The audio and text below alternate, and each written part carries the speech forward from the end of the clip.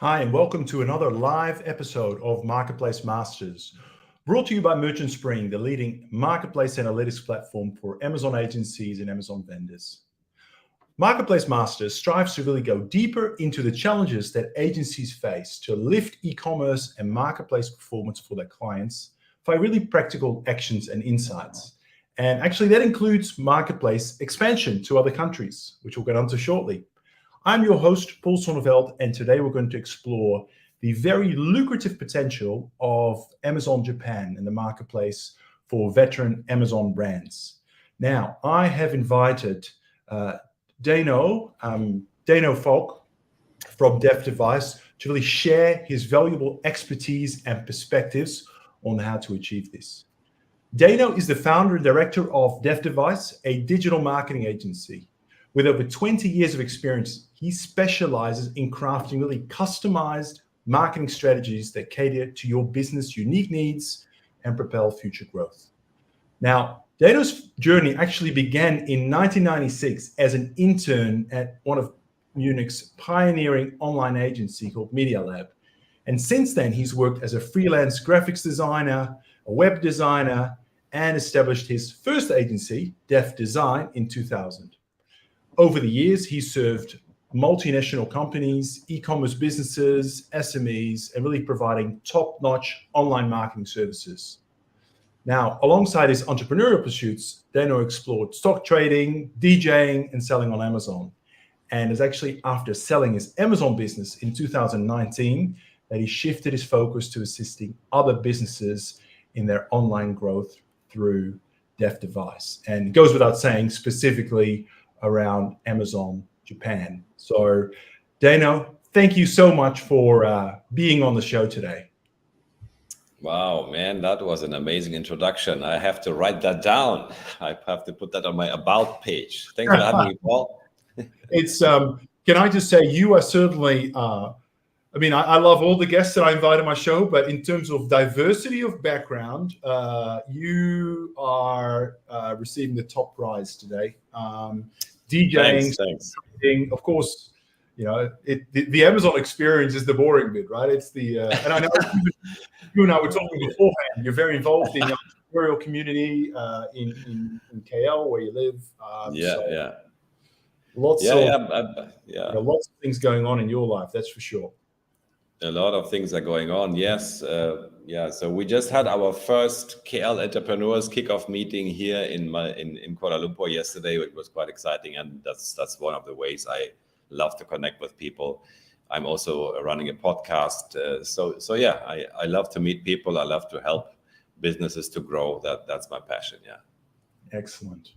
Well, when it comes to growing, we're going to talk about Amazon Japan today. Go through some of the statistics, but maybe let's just start with Japan, right? I think yes, a lot of West sellers based in US or Europe are a little bit hesitant around the Japan market. I guess because of some of the cultural differences, languages, all of that. So maybe let's just start there. Can you give us a quick kind of cultural lesson here in terms of, from an e-commerce point of view? What really matters, and what do you need to know about Japan as a culture and as a country? Yeah, I have prepared a presentation for that, but to summarize, I think the language is one big thing, and it's just a completely different kind of beast because it's not one language. It has 3 different scripts in it. Plus the Latin or English script. So, you can say things in so many ways, which is for us Westerners something completely unfamiliar. So to us, a drumstick is a drumstick, or Tokyo is Tokyo. But for them, they can write it in so many ways in different scripts. It's it's as if I would mix English and French and Italian together, and write things. So that is one big thing, and of course they have this vibrant culture of, on one side they have the Zen, this minimalistic stuff where everything is about the style and minimalistic routine, which goes back centuries into the history.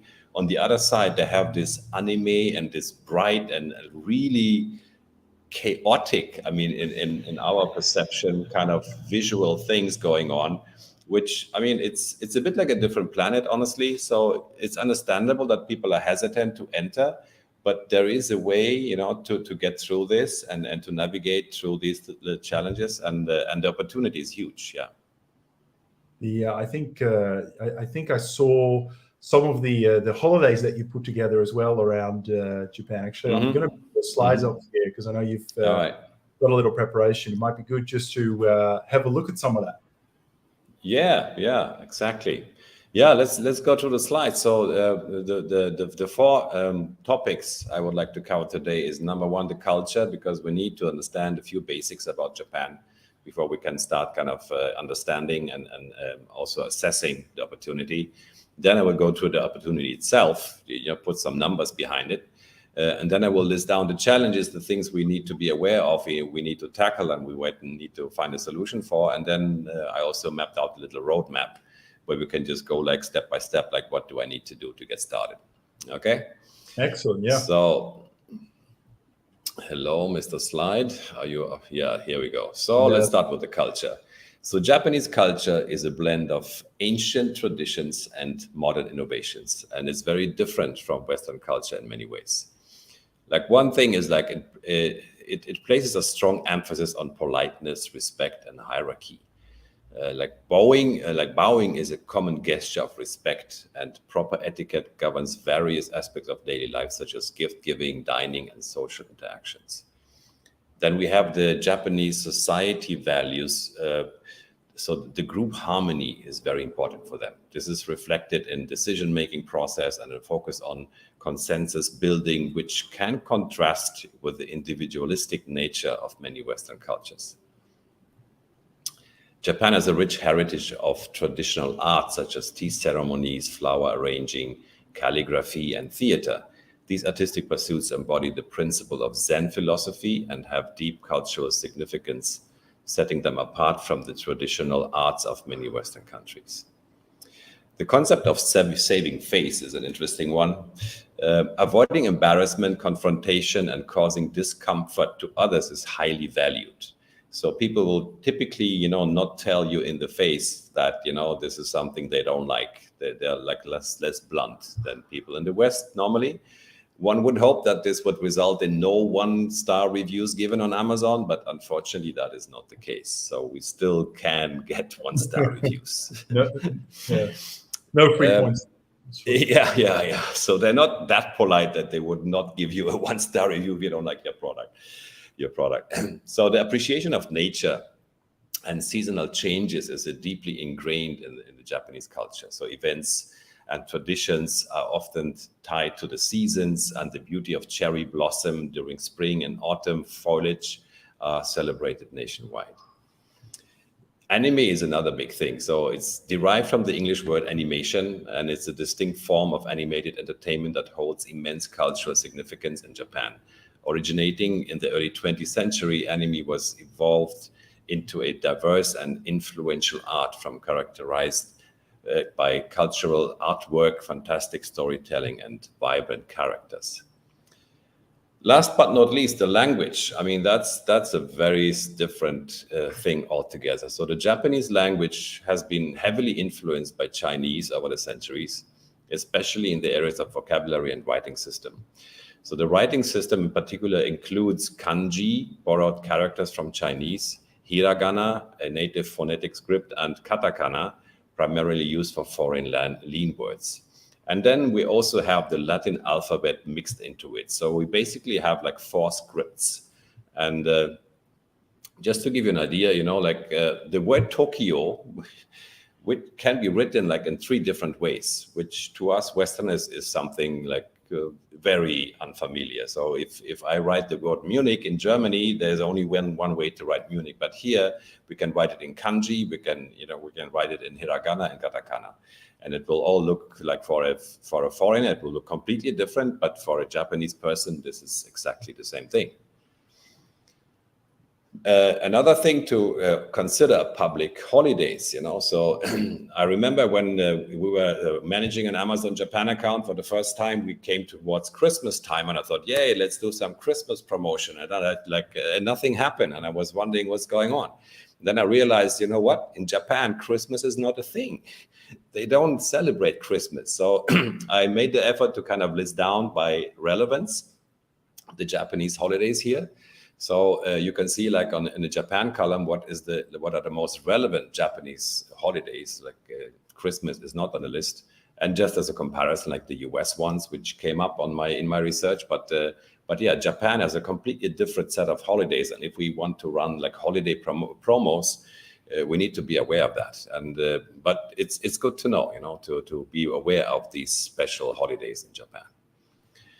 So let's run to some numbers here, just because at this point, if we leave it here, then I think we just go, gee, it's such a different place.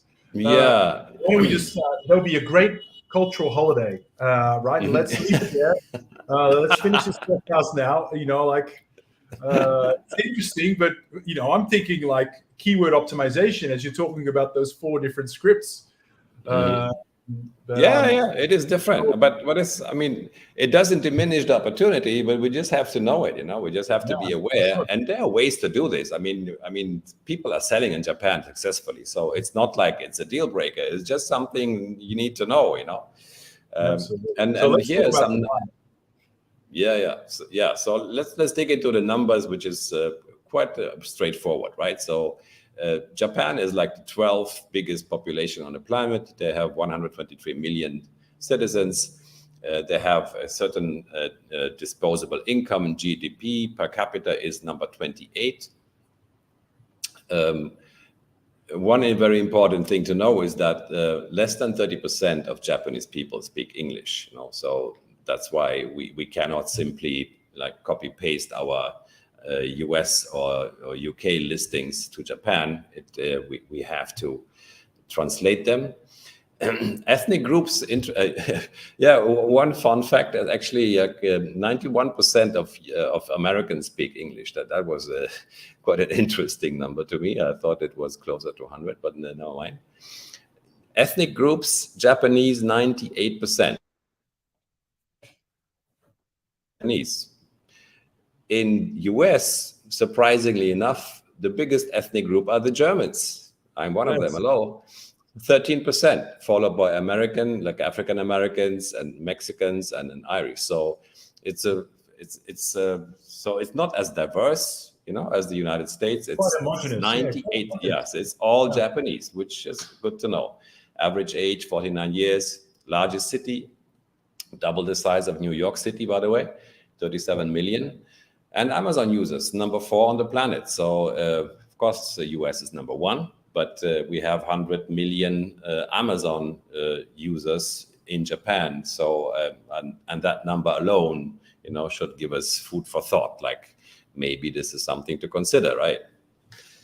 It's remarkable because I'm just looking at the ratio of population to Amazon users, and it sounds like just first principles, quick division. The penetration of Amazon in Japan is even higher than it is in the US.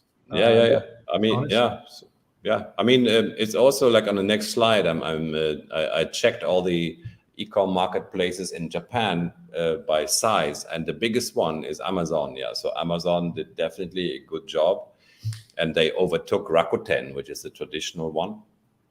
And I would say like the elderly population will still tend towards Rakuten, but younger people, they love Amazon, so it is bigger than Rakuten right now. And then we have the Yahoos, and then Mercari and DMM. But yeah, just as a comparison, like what is the hierarchy of marketplaces in Japan towards the US, which we are kind of familiar with already.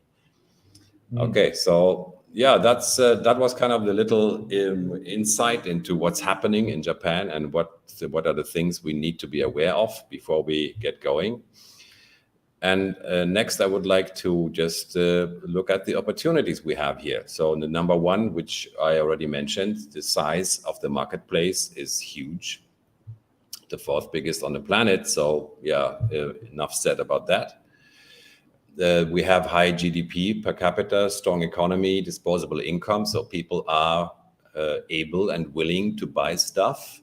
They have disposable income. They like luxury goods. They have a very good sense of style, and so they are willing to spend on great products. There's a cultural affinity for online shopping, so you don't have to teach them how to use their phones and how to shop online. They know that. There's an appreciation for Western goods, culture, and brands. So a lot of people in Japan actually appreciate Western stuff.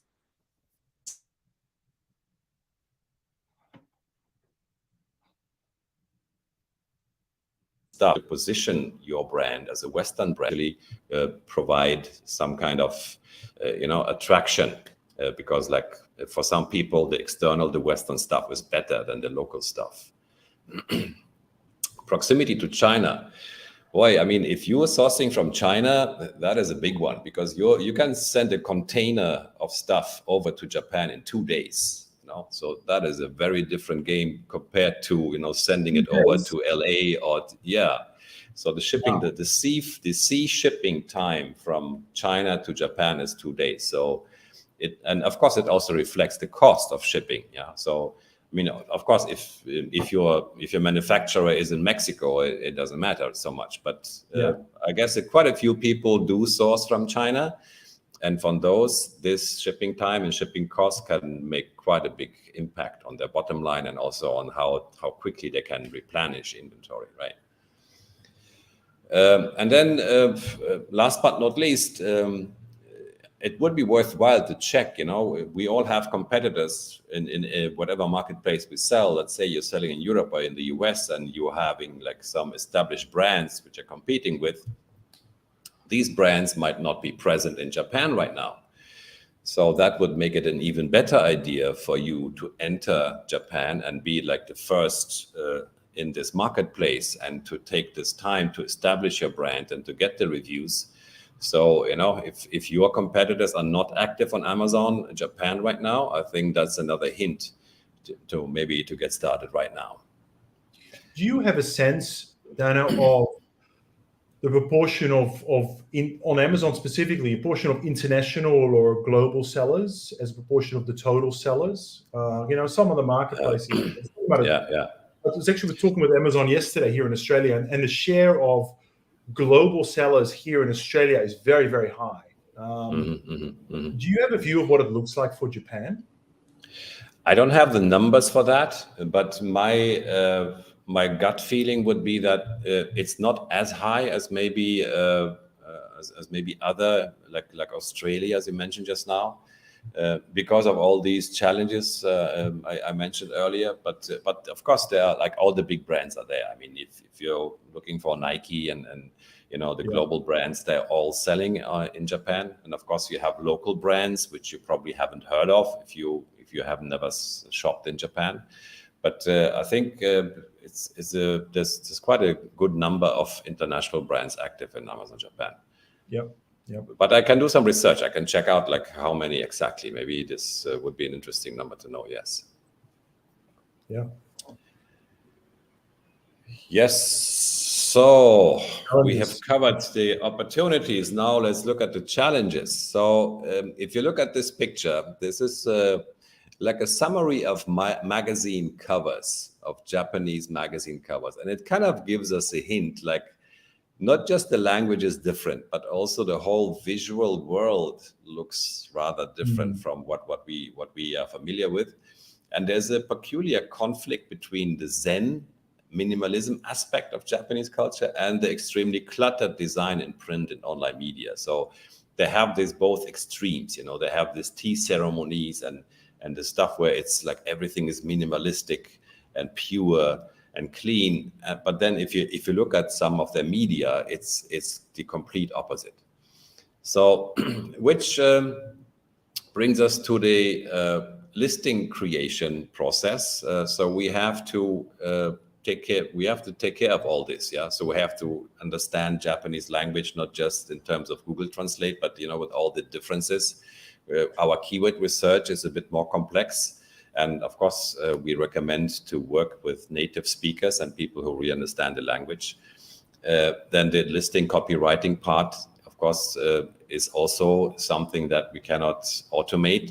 It takes skill and experience and a native speaker, but again, it can be done.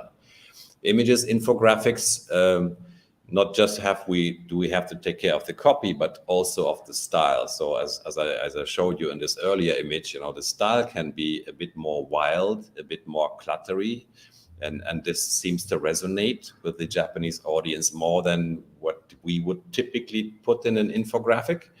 But this is just something we just have to take note and maybe implement. And can I just ask, just on those listings, just basic. So translation into the local language is a must. Can't get away with English, right? Yeah. In terms of the script, is Amazon force you to use one of those three? Is it kanji or No. No, Amazon won't force you to do anything. I mean, you can even post your listing completely in English, and Amazon and Seller Central will not going to say anything. So you can do whatever you want. But if you do keyword research and you have experts doing that, you will realize that the same thing can be written in many different scripts, and you just have to kind of take note of how many people are using this script. Like in terms of search volume, that is a very relevant information to have, right? So if you are selling gloves, you should know how people write gloves, and then you should check what is the volume of all these different ways of writing it, and then obviously we have to implement them in our title, bullet points, description, and back and all this stuff. So we just have to take note of all this, but it's all doable. So we just have to be aware that's all I'm saying. It's not, none of this is a deal breaker. These are all just things we just need to understand. And when we understand, we do have a competitive advantage over those who don't. And so does Amazon have a different, like I'm talking about compliance framework in terms of how you use images and writing on them, given the cultural difference around things being a lot more cluttered, is there a different same thing as US? The first image, white background, no fuss, no nothing, just a product.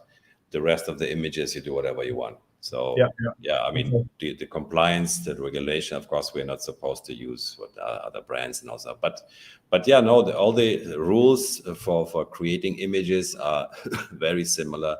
I would say the same as in other marketplaces. We just, as soon as we leave the first image, we just have to take note of, how we entertain Japanese people and how we make this enticing for them, to engage and to convert. Yeah.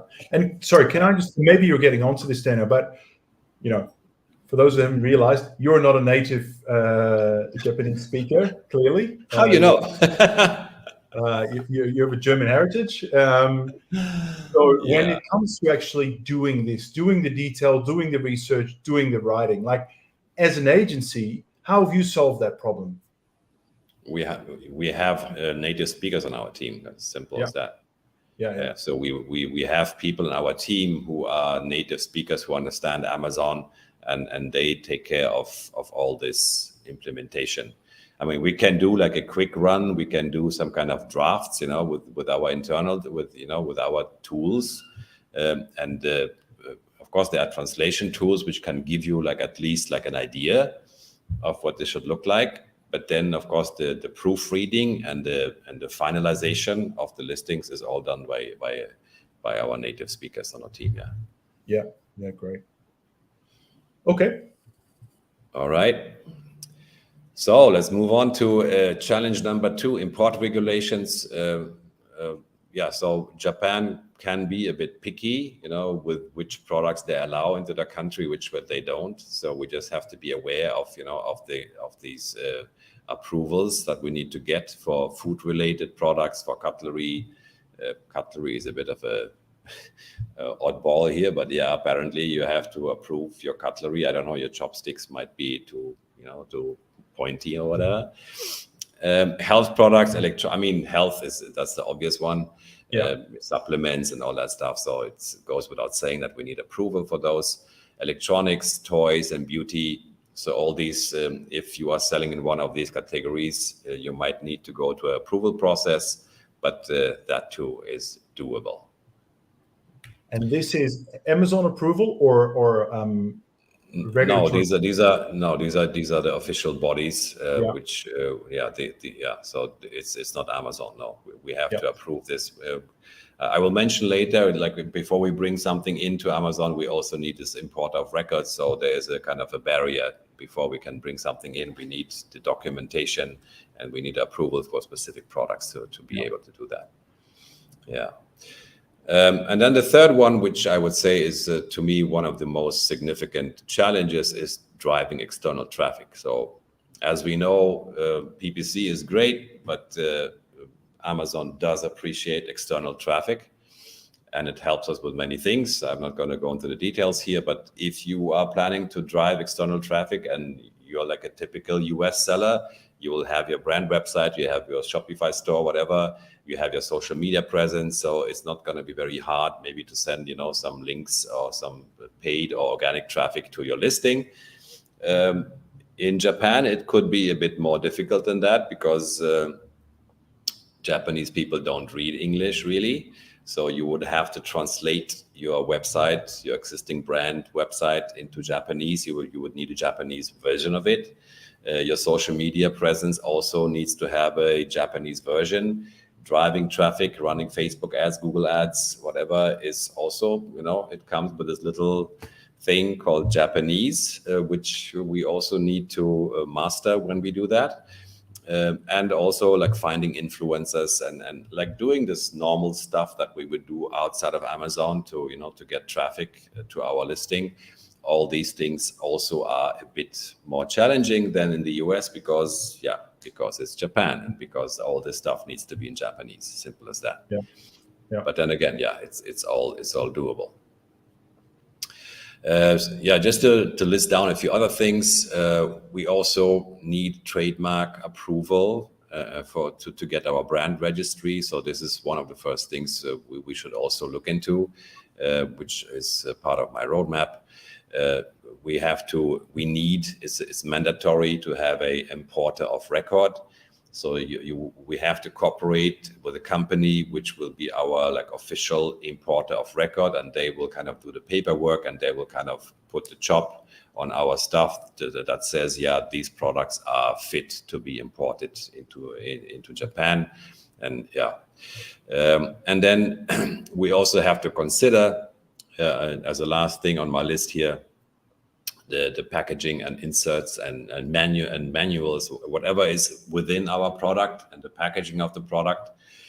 I mean, I see people selling the same products they sell in US just as is to Japan. That is possible. But of course, it does make sense to localize, your manuals, your inserts, and maybe even your product packaging. It would resonate better. I mean, this is all what happens after the purchase when people receive the product. So it only kind of will affect maybe your review ratings and your recurring customers.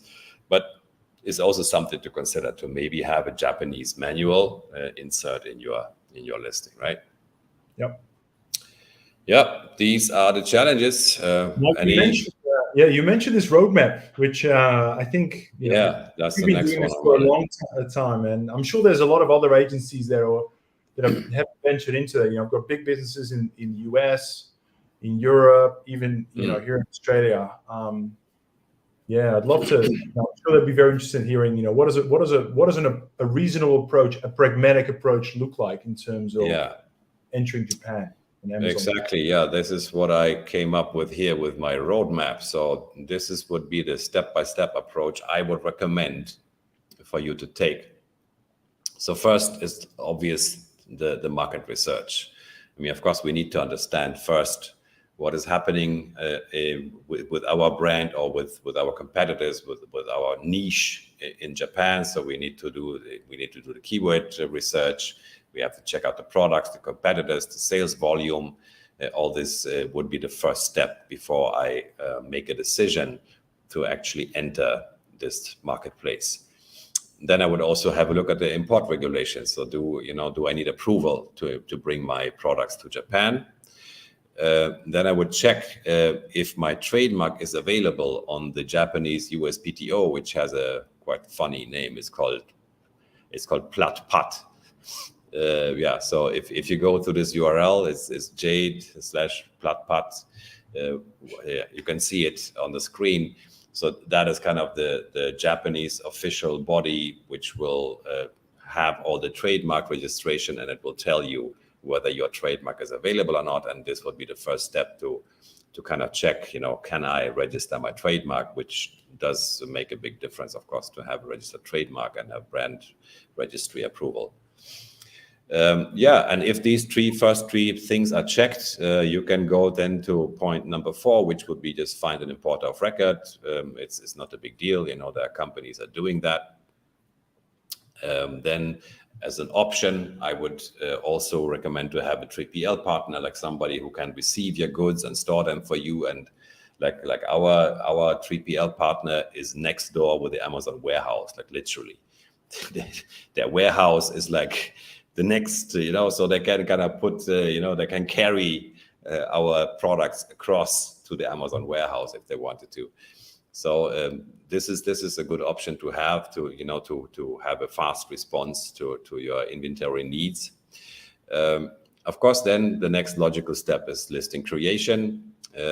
This will, depending how you do this and who you work with to do that, it can be a very straightforward process, especially when you have English listings. So normally it's not a big deal to kind of translate them and, to kind of bridge the gap to make them suitable for the Japanese audience.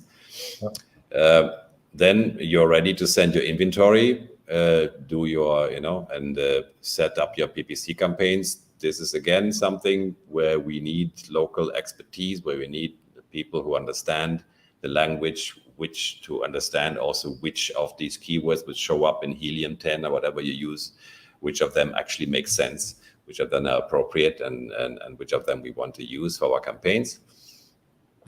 And that's it. And then we're actually ready to run. And then the next step, of course, is to start to working on our off-Amazon presence, which we can do in many, many ways. But this would be like my 9-step roadmap to get going on Amazon Japan, and I think it's pretty much doable.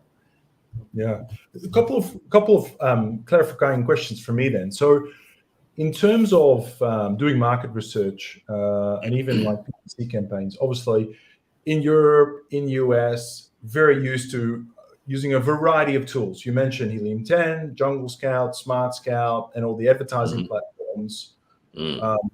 Yeah, good point. How well do these platforms operate on Japan? I was hitting quite a few brick walls when we got started, and I was using, I'm not sure which one. Right now we are happy with Helium 10, to be honest. So Helium 10 performs very well in Japan. Yep. We still have to. I mean, when you use your Cerebro and you do your reverse ASIN stuff, and then you come up with this list of keywords, you still have to translate them. So they don't give you the English version of it, but they do perform quite well in Japan. So this is our first choice of tools right now. But there's a variety of other tools which are also compatible with Amazon Japan. Of course, you have to check first. So sometimes we just have to ask us, ask support. But surprising, it's a surprising amount of online tools which are compatible with Amazon Japan. Yeah. Great. And then on points 2 and 3, import regulations, trademark, all of that regulatory process. Is there a need? Like, are you able to do that as an English-speaking person, or would you recommend actually to find an expert on the ground to really help you through that? Like, do you need specialist, a native specialist to help you with that? Yeah. Well, I would recommend to work with someone on the ground. Yeah, I think, of course, you can figure out almost everything by yourself. If you have the time and the energy to spend on it, it's possible. And then you can always translate back and forth and you can figure out almost everything. But if you want to move fast and if you want to be effective, I would definitely work with an expert. And we have our network partners who would, who specialize on exactly these things and who can give very precise and fast answers to these questions, and who can also initiate the process of, of this approval if needed. Yeah. Excellent. Now, I am looking at the clock, and we've used more than our fair share of time, but I do always finish, and we have a question as well, but I do want to just ask what are some of the biggest mistakes you've made or you've seen others make as they try and expand to Amazon Japan? What are the top three, I call them like the top three banana skins or pitfalls that people should really avoid at all cost, because if not, you just fall into it. Yeah, I mean, I think the one and the elephant in the room is just not enough awareness of the Japanese culture and of this variety of the Japanese language and how it works. I think that is the one biggest mistake people make, and then they wonder why things is not working out and why conversion rates are low. It's because they're still thinking American in a way. So this is the biggest mistake, I think. The second mistake I see is that people are not aware of this import regulation stuff and the importer of record things. So to be aware of, and then how PPC works in Japan. It takes a very specific skill set to master PPC in Japan. And it's not the same thing as in US. So this is something also we need to be aware of, definitely. Yeah, very interesting. Very hard to. It sounds like it.